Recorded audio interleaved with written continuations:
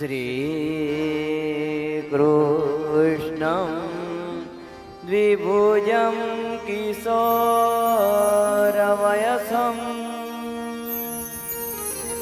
दार्मिं सुपादमेक्षणम्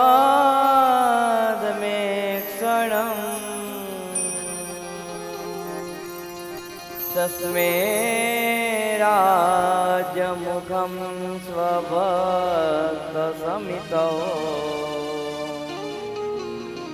सिंहासने राजितम्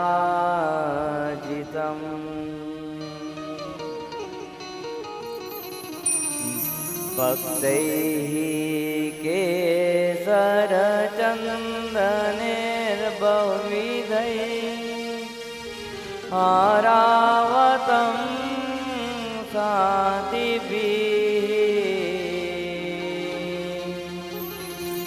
पुष्पैः पूजितमादरेण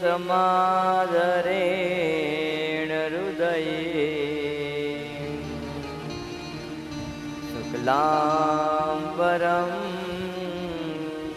चिन्तये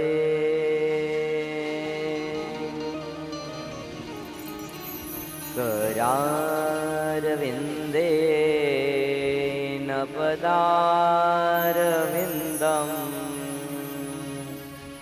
मुखारविन्दे विनिवेशयन्तम्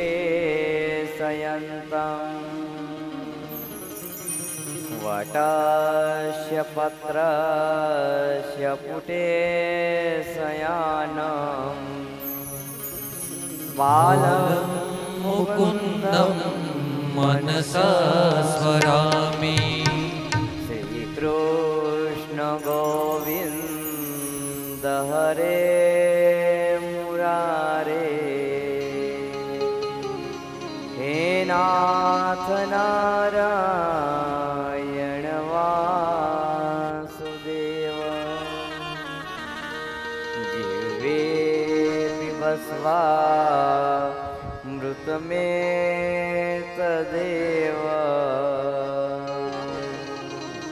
गोविन्द दामोदर माधवेति गोविन्द दामोदर गोकुलेश गोपाल गोवर्धन नाथ विष्णु जिह्वे पिबस्वामृतमेतदेव गोविन्द दामोदर माधवेति गोविन्द दामोदर माधवेति ओ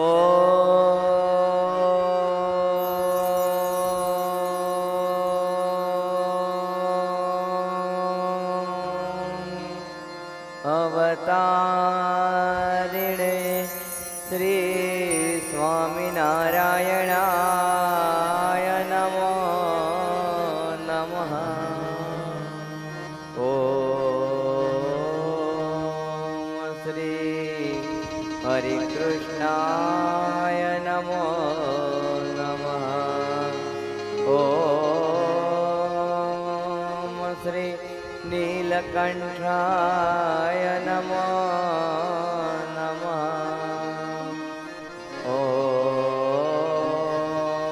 ॐ श्री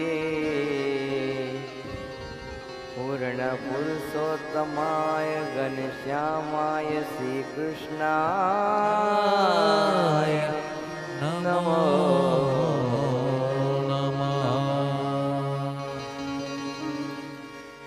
बोलो श्री स्वामीनारायण भगवान की जय। श्री घनश्याम महाराज की जय। श्री हरिकृष्ण महाराज की जय।